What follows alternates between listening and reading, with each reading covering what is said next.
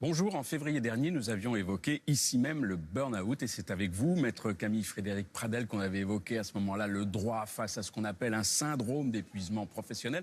Aujourd'hui, on va toujours parler de la santé au travail, mais plus particulièrement des postes à risque. Alors, c'est écrit dans le Code du travail, les travailleurs qui sont affectés à un poste présentant des risques, eh bien, bénéficient d'un suivi individuel.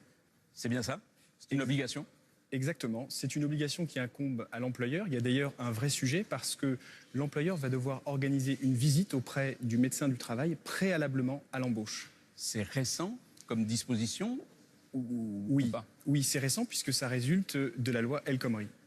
Avant, on n'y pensait pas? Non, avant on y pensait tout le temps, pour tout le monde. Désormais, le bénéfice d'une visite préalable avec le médecin du travail est réservé à ces salariés affectés à un poste à risque. Alors, c'est quoi un poste à risque?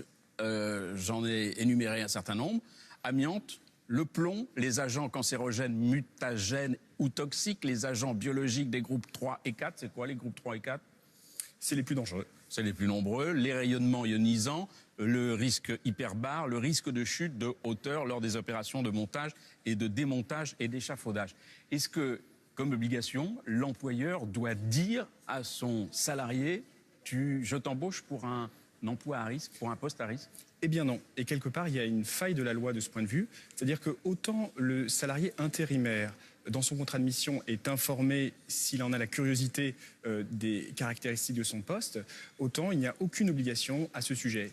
Vous avez vu, la liste que vous décrivez, d'ailleurs, est complétée par certaines autres dispositions du Code du travail. C'est à l'employeur de faire attention à ce sujet. Et le Code du travail, d'ailleurs, laisse une responsabilité à l'employeur, puisque la liste est ouverte, et à l'employeur, éventuellement, de compléter cette liste. Je pense, par exemple, à un déménageur qui pourrait effectuer des travaux physiques importants. Eh bien, l'employeur peut prendre la responsabilité de le classer comme poste à risque. Et comment l'employé peut-il, lui, deviner qu'il va être confronté à ces risques? Il a deux options, pour moi. D'une part, consulter le document unique d'évaluation des risques, qui est un document qui est accessible et dont la présence est prévue par le Code du travail. Et puis d'autre part, il peut consulter son médecin du travail, qui reçoit chaque année une fiche d'entreprise très complète sur le sujet.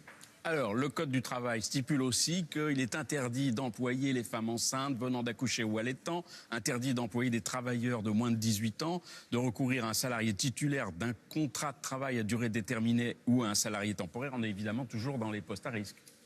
Oui, alors le Code du travail est très attentif à certaines catégories de travailleurs qui doivent être protégés.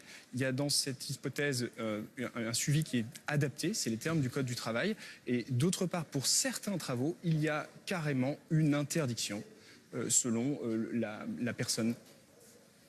Autre question, la formation, là aussi, elle est écrite dans le Code du travail. Elle est obligatoire? Oui. L'employeur a une obligation spécifique de formation qui doit permettre la préservation du risque professionnel pour tous les salariés. Et d'autre part, pour les salariés dits précaires, eh bien, le Code du travail renforce cette obligation qui est présentée à la représentation du personnel annuellement, en particulier au CHSCT.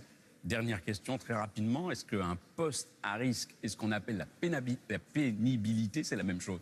Alors, les deux domaines peuvent se confondre. Par exemple, un salarié exposé à une matière cancérogène relève à la fois du poste à risque et de la pénibilité au travail. Mais les deux domaines ne se confondent pas nécessairement. Par exemple, un grutier relève d'un poste à risque, mais pour autant n'est pas nécessairement exposé à la pénibilité au travail. Eh bien voilà, vous savez tout maintenant sur ces postes à risque et vous savez évidemment, si vous êtes employeur ou employé, quels sont vos droits et vos devoirs. Merci, à très bientôt pour une autre chronique, La Justice décodée. Merci.